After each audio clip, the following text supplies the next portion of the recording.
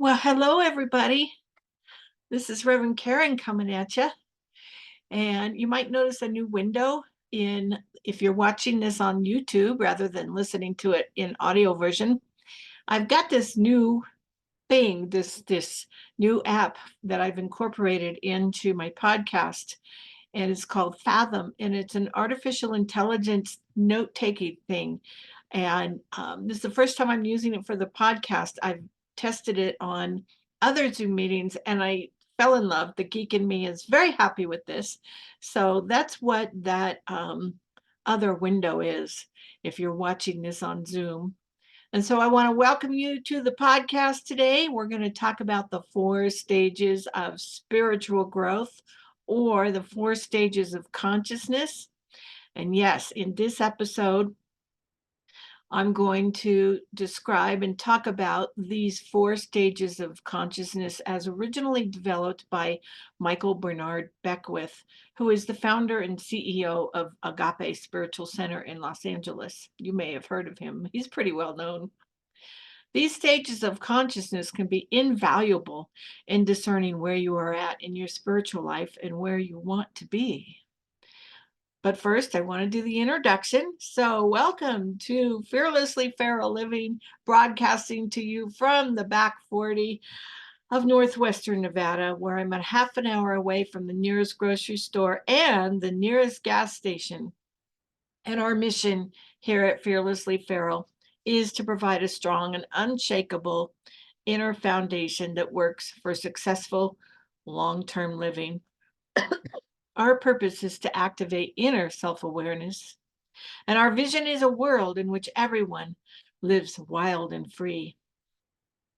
So let's dive into Michael Beckwith's 4 stages of consciousness or spiritual growth, shall we?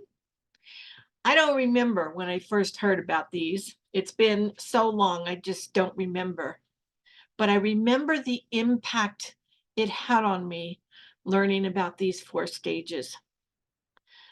The impact was great, and it was the second of 2 major impacts on me, major shifts that I got that moved me out of what I call professional victim mode and into personal responsibility and empowerment.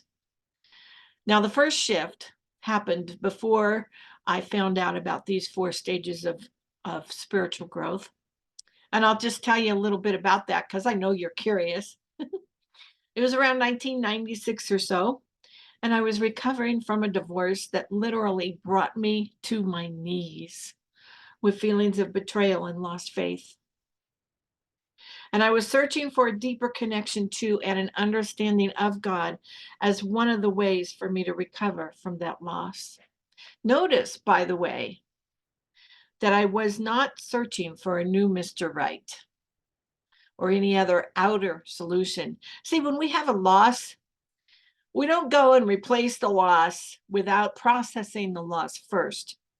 If we replace the loss, if we lose Mr. Right or lose Mr. Right then and then get a new Mr. Right now, or if we lose a job or uh, what else? A house. If we lose something big like that, if we don't process that loss first, if we don't do our inner work, it's going to affect us on long-term deep levels.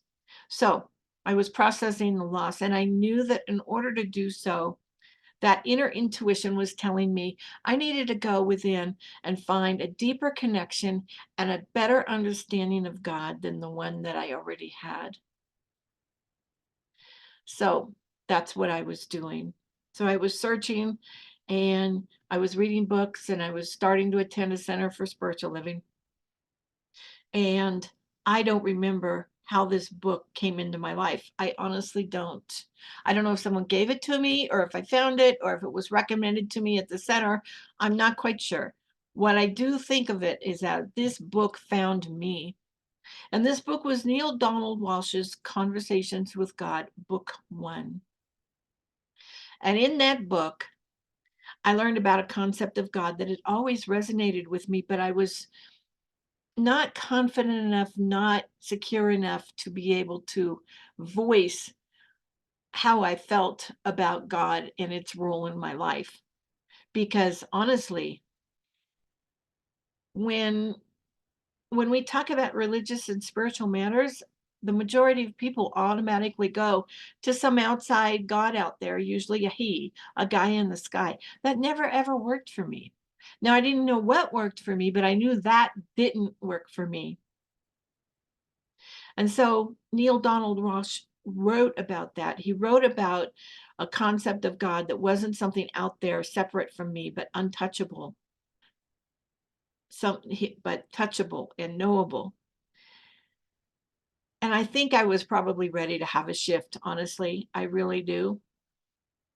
I was searching, I was searching for a deeper sense of spirituality that would allow me to successfully transition from this most recent loss into something new and better.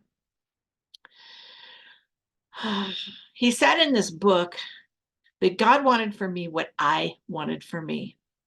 He said that God didn't really do things, but instead simply co-created with me what I wanted.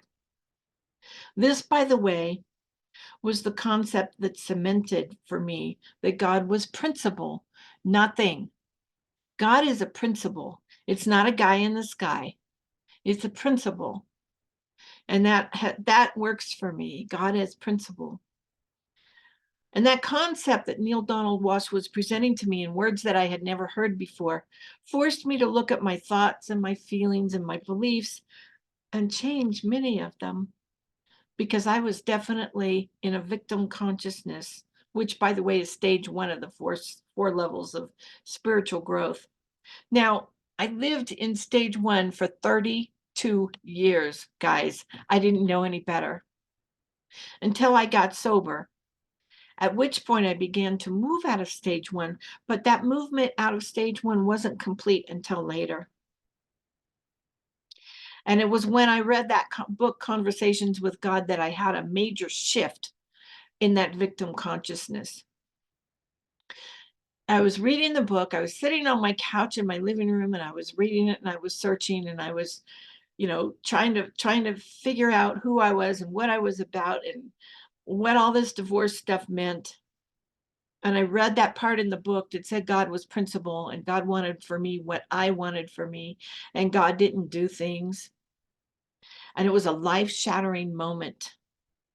I literally went, "Oh my God." And I sat there and I paused in my reading and I was stunned. If there was ever a burning bush or a white light moment, that was it for me. And everything within me changed. And I got it. I heard it. I felt it. And I got that I was truly a co-creator of my life. And I felt immediately empowered. And I also felt immediately scared to death, all at the same time.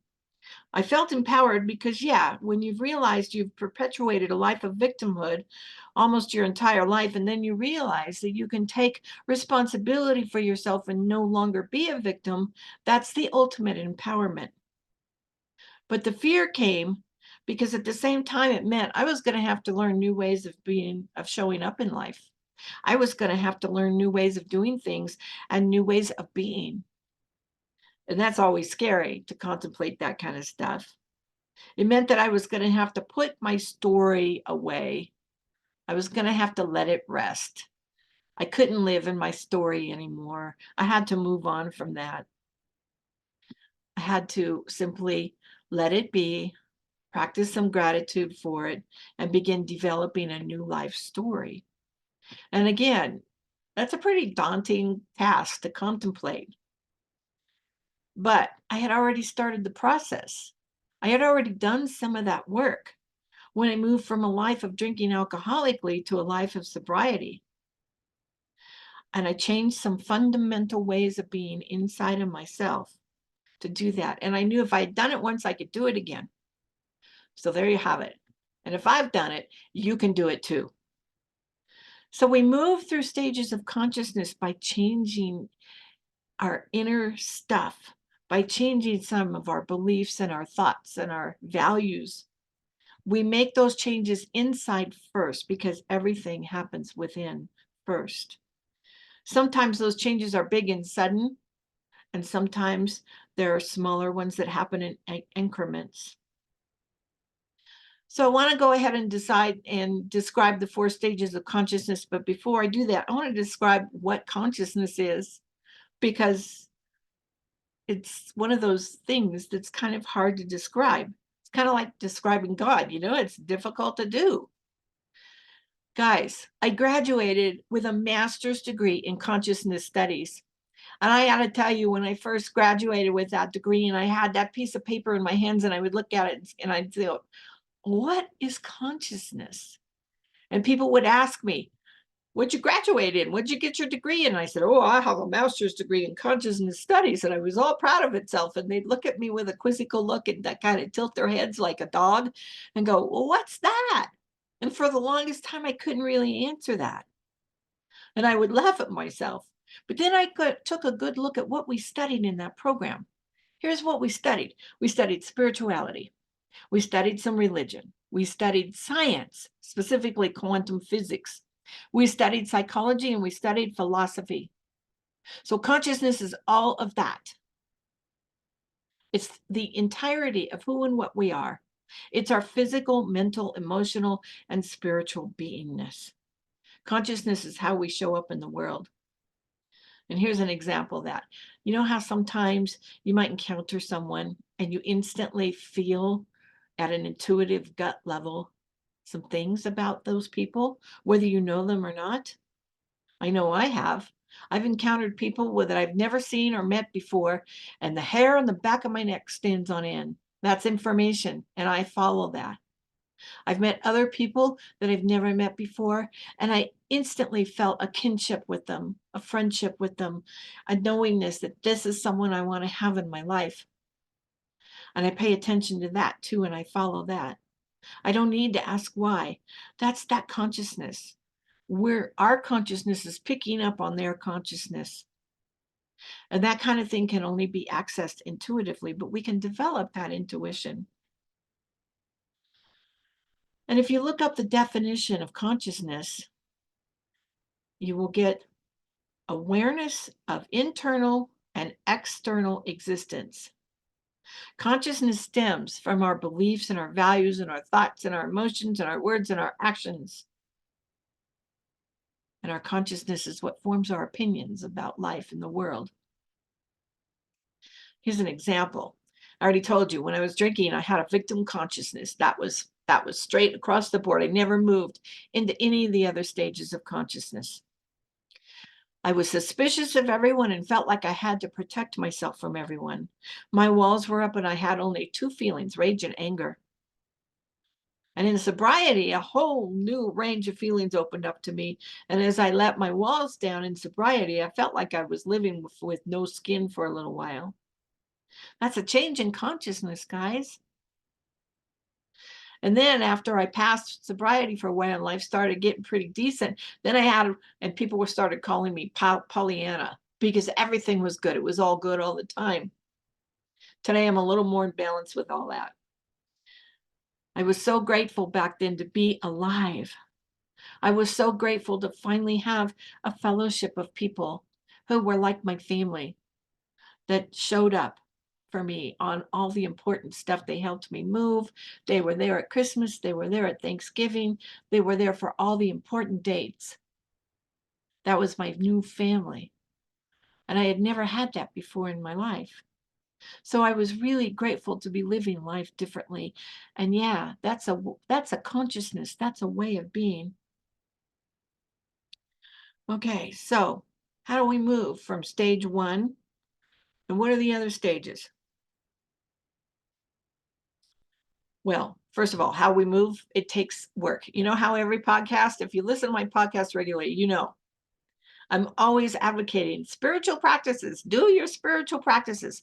That's how we move through the stages of spiritual growth. Consistent and persistent use of spiritual practices.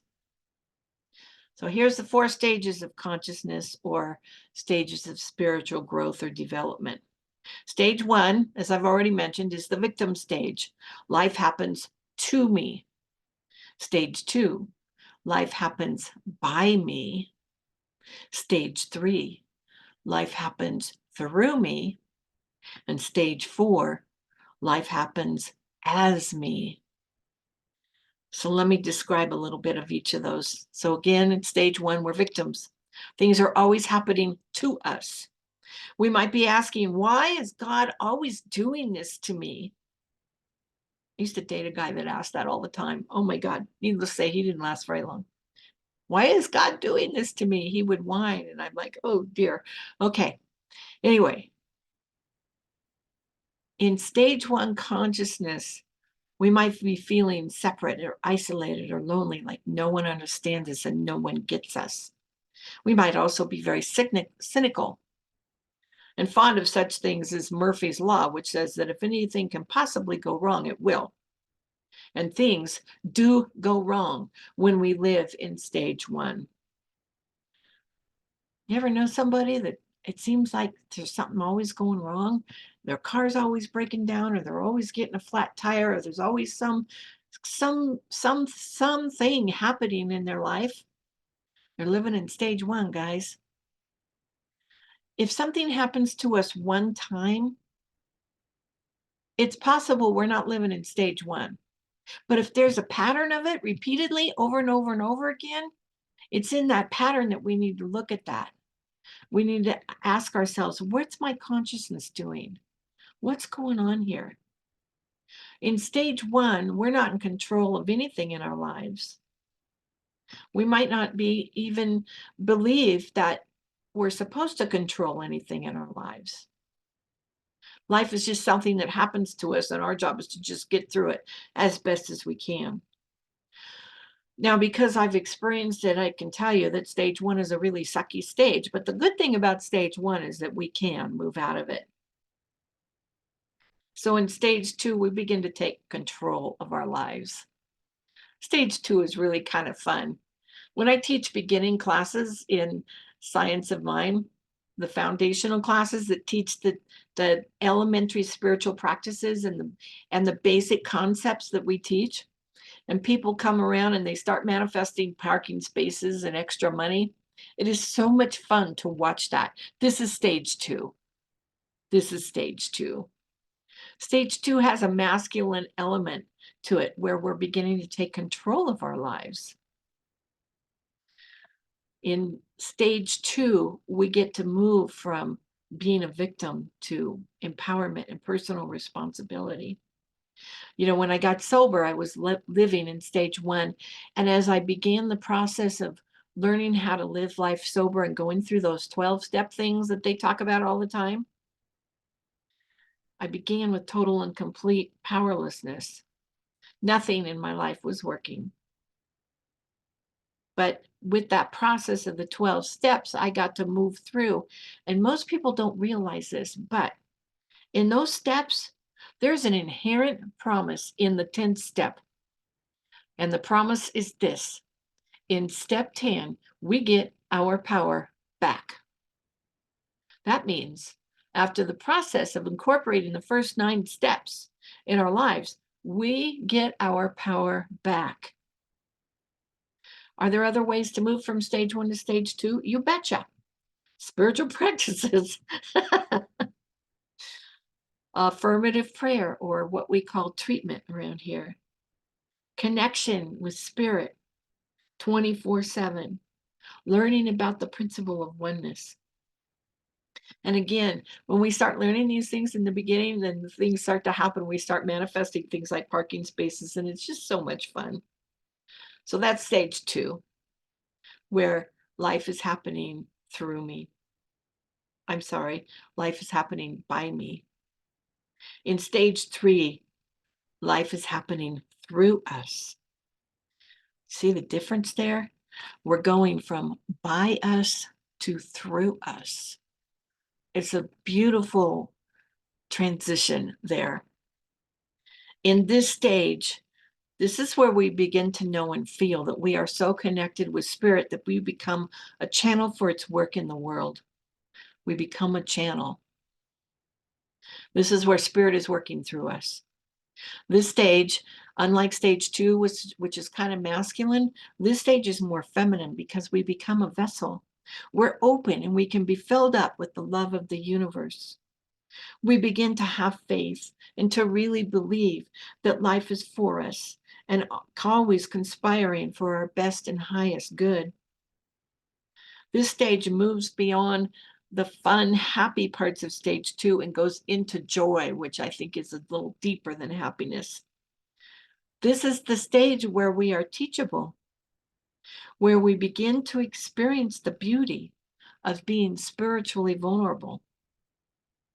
Because when we're spiritually vulnerable, we're able to let in all that sunlight of the spirit. In stage 3, things happen through us and we make them welcome.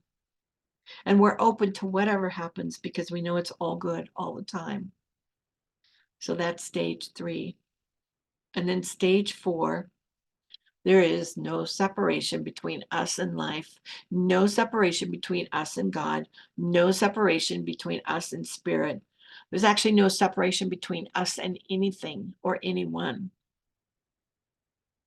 That has a little bit of a drawback that I'll talk about in a minute, but it's doable and we can cope with it.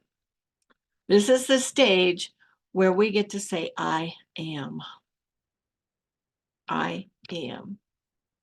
This is the stage where we are one with that one thing that is everywhere present. This is where our masculine and feminine aspects merge into one beautiful and glorious consciousness that simply knows. This is where we access that intuition that I spoke of earlier. Here we might have a peak experience, a sudden shift in our consciousness. Here we move from living a physical life to living a mystical life. This is where our intuition guides us in this stage, where we get messages that say, go here. And we do that, even if it makes no sense on paper. I've been using that intuition to guide and direct my decision-making process for many, many years, and I can tell you it has never steered me wrong. And no, it more frequently than not makes absolutely no sense on paper. Talk to an accountant about what I'm contemplating, and they're like, no, you can't do that. Talk to a scientist about what I'm thinking of doing, they're like, no, you can't do that. But I answer to a different power. This is the stage where I do that. Living in stage 4 is where we get to live fearlessly feral. Now, the drawback to stage 4, because there's no separation between us and anything else in the world, we begin to experience all of the consciousness that the rest of the world is experiencing and putting out there. I'll never forget when this started to happen for me. I was living on a horse ranch, somewhat isolated, not totally off grid, but my routine was to wake up in the morning. I was putting myself through grad school by cleaning horse stalls. There were 30 stalls, so I had to do that every single day. So I was living on this ranch. I'd get up in the morning. I wouldn't log in. I wouldn't do anything. I'd get up and go and start cleaning stalls. I'd never have any contact with the outside world until I was done. And some mornings I would wake up and I would feel this angst, this anxiety, this horrible, like, what is wrong thing. And then later on, when I came back in and would check into the rest of the world, I would discover that somewhere in the world, a major catastrophe had happened. That's what comes from having stage 4. We're connected. And so if you're connected and you're feeling all these angst and people are calling you an empath, yeah, that's what's going on there. But I can tell you that learning that aspect of living in stage 4 has taught me to be more diligent than ever about my spiritual practices, because I can acknowledge that, yeah, there's some real, honest to goodness, nasty stuff going on in the world right now. And my responsibility is to sit down and do my spiritual practices so that I can handle things better. I can handle them with grace and dignity. I can know and have clarity on what is mine to do, and then I can go out into the world and do it. without experiencing any anger or rage or feelings of betrayal or all that stuff. Actually, I do experience those things, but I don't act on them. I do my spiritual practices and I get back to center. I get back to stage 4, and then I go about my life. So the other thing to remember about these stages is that we move in and out of them on a pretty regular basis. In fact, we can move in and out of them several times on a given day. We might have a stage moment here and there and move from stage 1 to stage 4 willy-nilly, just like that. But if we have awareness of these stages and we have some tools under our belt to deal with stuff that happens and when we're in stage 1, or when something happens that knocks us into stage 1, then we can cope with this. And this is what makes life so beautiful and rich and full. Today, I tend to hang out in steps 3 and 4, or stages 3 and 4. I have periodic visits to stage 2 and rare visits from stage 1. See what I did there with the language? To stage 2 and from stage 1. And when I do get a visit from stage 1, you can bet that I'm settling in to do some serious introspection to discover what's going on inside of me and take care of it. And I get myself out of that stage as soon as I can. So those are the stages of spiritual growth. I hope you got some value out of this episode. And if you did, I hope you will consider supporting the podcast.